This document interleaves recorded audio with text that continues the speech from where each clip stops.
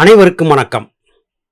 நாம் பகவான் ஸ்ரீராமருக்கு அவருடைய ஞானகுரு வசிஷ்ட மகாமுனிவர் அருளிச் செய்த யோக வாசிஷ்டம் என்கிற உன்னத ஞான நூல் தொகுப்பை வாசித்துக் கொண்டிருக்கிறோம்.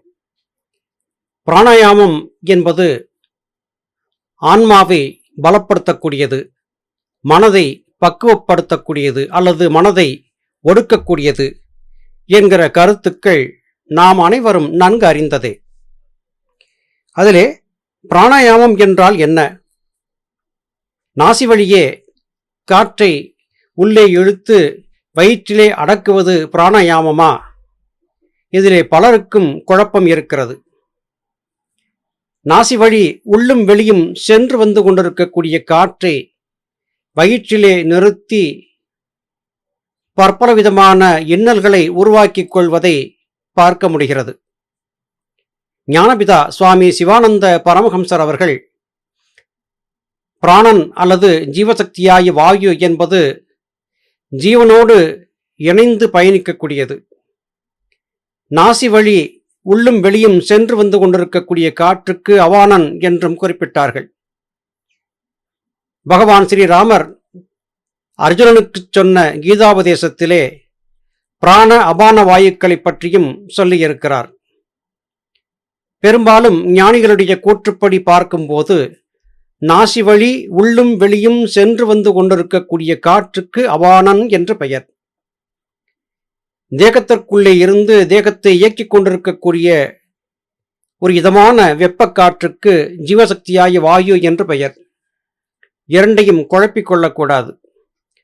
பிராணாயாமம் செய்யும் முறையை பற்றி பகவான் ஸ்ரீராமருக்கு வசிஷ்டர் சொல்லியிருந்ததை கடந்த பதிவிலே பார்த்தோம். நினைவூட்டலுக்காக அதை பார்த்து பயணிப்பது சரியாக இருக்கும். வசிஷ்டர் சொல்கிறார், இந்த மனத்தினுடைய ஸ்பந்தத்தை தடை செய்யும் யோக மார்க்கம் பலவிதம். ஆனால் இதை பிரயாசையின்றி செய்வது முக்கியம். பிராணன் என்பது ஸ்பந்தம், வாயு அல்ல. ஆகையால் வாயுவை அடக்கி தேகத்தை துன்பப்படுத்துவதில் லாபமில்லை. ஸ்பந்தத்தை அடக்க ரேசகம், கும்பகம், பூரகம் இவைகளில் ஏதாவது ஒன்றை அனுசரித்து மனதை ஒருமுகப்படுத்துவதே பிராணாயாமம் எனப்படும். மனோவிருத்திகளை அடக்கி ஒரே விஷயத்தில் மனத்தை நிறுத்தி அபியசிப்பதே யோகம் எனப்படும். இவைகளை தவிர வேறு அபியாசங்களும் உண்டு. அதாவது நாசி நுனியிலோ அல்லது 12 அங்குலத்திற்கு அப்பாலோ அல்லது புருவ மத்தியிலோ பார்வையை நிறுத்தி மனத்தையும் அப்பார்வையிலேயே செலுத்துவது. எந்தவிதமான அபியாசமாக இருந்தாலும் மனதை வசப்படுத்துவதில் கண்ணாக இருக்க வேண்டும். கருத்துக்கள் துல்லியமாக இருக்கின்றன. செய்யக்கூடிய எல்லா வகையான பயிற்சிகளும் மனதை பயப்படுத்துவதற்காகவும் மனதை கட்டுப்படுத்துவதற்காகவும் செய்யக்கூடிய யுக்திகளே அன்றி வேறல்ல, தந்திரங்கள் தான் இவை எல்லாமே. இதை நாம் பலமுறை சொல்லியிருக்கிறோம். நல்ல நிலையிலே சித்தவித்தை உபதேசம் பெற்று பயணிக்கக்கூடியவர்களும் கூட பிராணாயாமத்திற்கு அதிக முக்கியத்துவம் கொடுப்பதையும் பிராணாயாமத்தின் காரணமாக நாம் அடைய வேண்டிய நிலைப்பாட்டிற்கு முக்கியத்துவம் கொடுக்காமல் சதா குழப்பவயப்பட்டு பயணிப்பதையும் பார்க்க முடிகிறது. இதிலும் ஒருபடி மேலே போய் பார்த்தால் பிராணாயாமத்தில் பல வகைகளை கற்றுக்கொள்ள வேண்டும், இதில் பல நிலைகள் இருக்கின்றன என்றெல்லாம் சொல்லிக் கொடுத்து வித்தை கற்பவர்களை குழப்பிவிட்டுவிடக்கூடிய நிலையையும் பார்க்க முடிகிறது.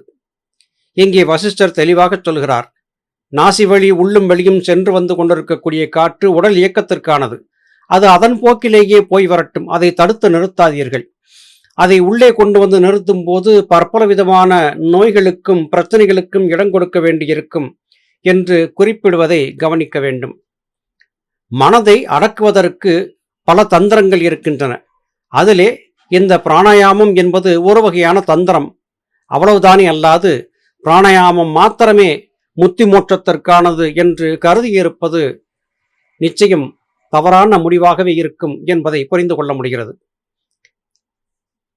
பகவான் ஸ்ரீராமர் கேட்கிறார், பூதவர்க்கங்களின் இருதயத்தில் ஆத்மா பிரகாசிப்பதாக சொல்லப்படுகிறது. இந்த இருதயம் என்பது எது? வசிஷ்டர் சொல்கிறார், இது இருவகைப்படும். முதலாவது ஜனங்களால் சாதாரணமாக சுட்டிக்காட்டப்படும் மாமிச பிண்டம். இரண்டாவது விவேகிகளால் சொல்லப்படுவது பதார்த்தங்களின் தத்துவம் அல்லது சொரூபம்தான். மார்புக்கூற்றுக்குள்ளே குருதியை உடல் முழுவதும் பரப்புவதற்காக பயன்படக்கூடிய ஒரு கருவி. இதுக்கு இருதயம் என்கிற பெயர் இருக்கிறது. ஆனால் ஞானபிதா சுவாமி சிவானந்த பரமஹம்சர் அவர்கள் ஹிருதயம் என்பது பூர்வ மத்தியம் சுழுமுனை என்று குறிப்பிடுகிறார். ஞானிகள் மகான்களுடைய நிலைப்பாடு இதுவாகவே இருக்கிறது. இதயம் ஹிருதயம் இந்த இரண்டிற்குமான வித்தியாசத்திலே குழப்பம் வந்துவிடுகிறது. இங்கே அழகாக வசிஷ்டர் சொல்லுகிறார் பாருங்கள். ஜனங்களால் சாதாரணமாக சுட்டிக்காட்டப்படும் மாமிச பிண்டம் அது தசையாலும் நரம்புகளாலும் கட்டமைக்கப்பட்ட உடலுக்குள்ளே குருதியை பாய்ச்சக்கூடிய ஒரு எந்திரம், அது இதயம். அந்த இதயம் வேறு, ஹிருதயம் என்பது வேறு. ஹிருதயம் என்பதை புரிந்து கொள்வதற்கு மிக மிக நுணுக்கமாக ஞானிகள் மகான்கள் சொல்லியிருந்த கருத்துக்களை விளங்கியாக வேண்டியது அவசியமாகிறது. பகவான் ஸ்ரீராமர் கேட்கிறார், யோக மார்க்கத்தை அறிந்து கொண்டேன், இனி ஞான மார்க்கத்தை பற்றி சொல்வீராக. வசிஷ்டர் சொல்கிறார், ஆதியும் அந்தமும் இல்லாத ஆத்மா ஒன்றுதான் சத்தியம். இதுவே பிரபஞ்சம் முழுதும் வியாபித்தும் ஆதரித்தும் வருகிறது என்ற நிச்சயம் மனதில் ஏற்பட்டு அதை சர்வதா சாதனம் செய்து வருவதே ஞான மார்க்கம். எக்காரியத்தை செய்யும் முன்னும் அல்லது அந்த எண்ணம் மனதில் உதித்த போதும் அந்த க்ஷணமே அது எதற்காக, எவ்விதம், யார் பொருட்டு செய்யப்படுவது என்ற விசாரணையை செய்து இவைகளுக்கெல்லாம் சாட்சியாக நிற்கும் அறிவின் உணர்ச்சிகளே என்பதை உணர்ந்து வருவதே சாதனமாகும். ஆகையால் இச்சாதனம் சும்மா இருக்கும் பொழுது மாத்திரம் செய்யப்படும் அபியாசம் அல்ல, சதா செய்யப்பட வேண்டியது. எதை செய்த போதிலும் விசாரணை செய்த பின்னரே காரியத்தை தொடர வேண்டும். இங்கே சதா செய்யப்பட வேண்டியது என்கிற வார்த்தையை வசிஷ்டர் குறிப்பிடுகிறார்.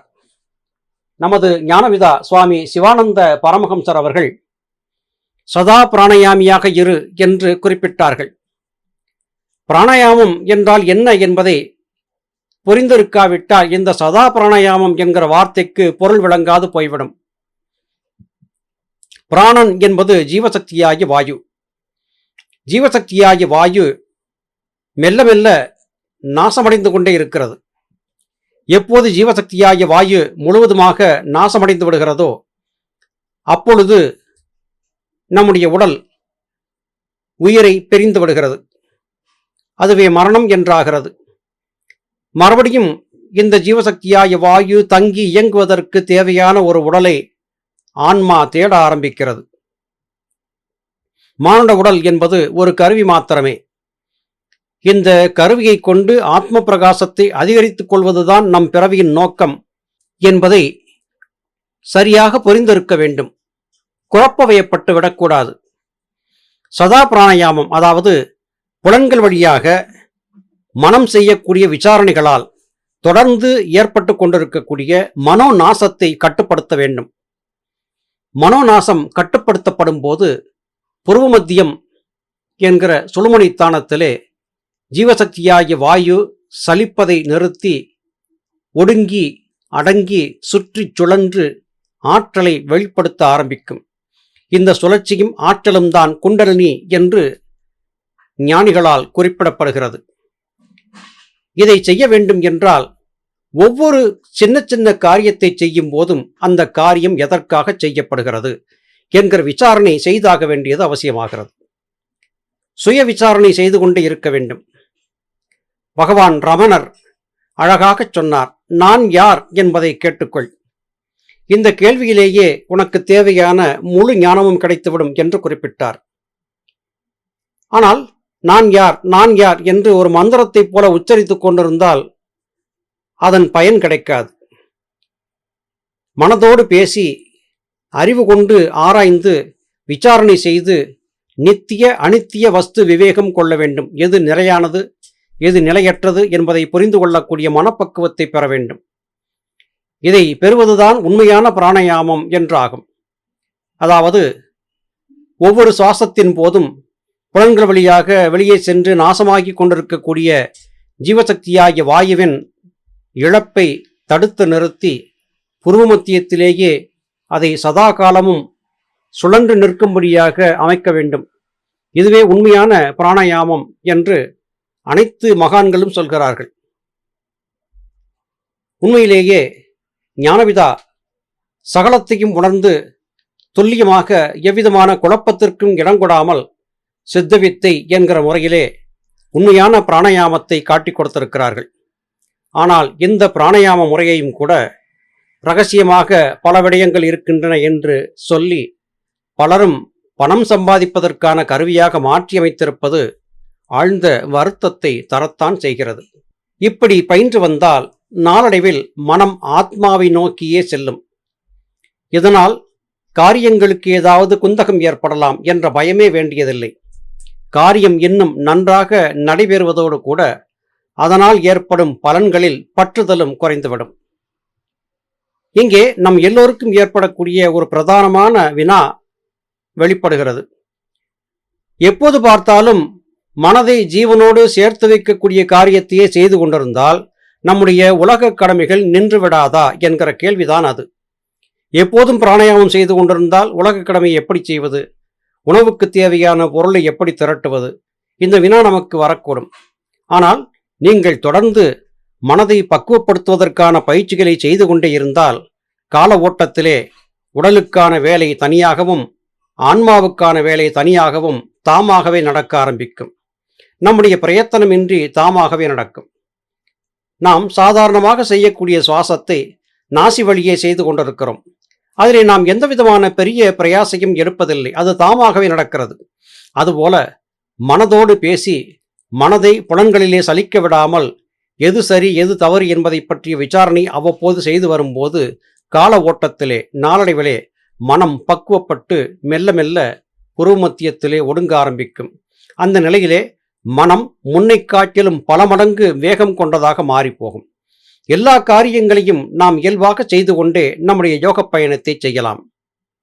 இது சாத்தியமா என்கிற வினா உங்களுக்கு வரக்கூடும். சிலர் தங்களுடைய கடுமையான உழைப்பாலும் மனப்பயிற்சியாலும் ஒரே நேரத்திலே பல காரியங்களை செய்வதை பார்த்திருப்பீர்கள். அஷ்டாவதானிகள் என்று அவர்களை சொல்வார்கள். ஒருவர் கேள்வி கேட்பார், பதில் சொல்வார். மற்றவர் மணி ஓசை கிளப்புவார், அதை எண்ணிக்கொள்வார். முதுகிலே பூவை கொண்டு ஒத்தி எடுப்பார்கள், அதையும் ஒப்புக்கொள்வார். பற்பல திசைகளிலிருந்து பற்பல வினாக்கள் வந்து கொண்டே இருக்கும். இப்படி ஒரே நேரத்திலே 8 விதமான காரியங்களை செய்து அதில் எந்த விதமான குழப்பம் இல்லாமல் சகலத்தையும் நிறைவேற்றக்கூடிய ஒரு பக்குவத்தையும் ஒருவர் அடைந்திருப்பதை நாம் பார்த்திருக்கிறோம். இது இயல்பாக சாத்தியமா என்றால் சாத்தியம்தான். மனதின் திறத்தால் இவற்றை சாத்தியப்படுத்தி கொண்டுவிட முடியும். அப்படியென்றால் நாம் அஷ்டாவதானம் பழக வேண்டுமா என்கிற வினா வந்துவிடக்கூடாது. உதாரணத்திற்காக சொல்லப்பட்டது. மனதின் ஆற்றல் மகத்தானது என்பதை புரிய வைப்பதற்காகவே. நம்முடைய நோக்கம் மற்றவர்கள் பார்த்து மகிழும்படியாகவோ மற்றவர்கள் நம்மை பார்த்து பிரமிக்கும்படியாகவோ பல காரியங்களை செய்து காட்டி ஏதோ மாயாவி போல காரியங்களை செய்வதல்ல. புலன்கள் வழியாக சலிக்கக்கூடிய ஜீவசக்தியாகிய வாயுவின் ஓட்டத்தை தடுத்து நிறுத்தி ஆத்மாவை பலப்படுத்துவதுதான். எனவே மனத்திலே குழப்பத்திற்கு இடங்கொடாமல் அமைதியாக ஞானிகள் மகான்கள் சொல்லிக் கொடுத்தபடி மனதை பக்குவப்படுத்துவதிலேயே கருத்தும் கண்ணுமாய் இருக்க வேண்டும். அப்படி செய்து வரும்போது கால ஓட்டத்திலே மனம் நம் கட்டுப்பாட்டுக்கு வந்துவிடும். நம்முடைய இயல்பான உலக காரியங்கள் தடைப்படவே கூடாது என்கிற நம்முடைய எண்ணமும் கூட நிச்சயமாக நிறைவேறும். இந்த கருத்துக்கள் இன்று பகவான் ஸ்ரீராமருக்கு வசிஷ்டர் சொல்லியபடியாக நாமும் அறியும்படிக்கு கிடைத்தது பாக்கியமே. மீண்டும் அடுத்த பதிவிலே இன்னும் பல நுணுக்கமான கருத்துக்களோடு உங்களை சந்திக்கிறேன். அதுவரையிலும் நன்றி, வணக்கம்.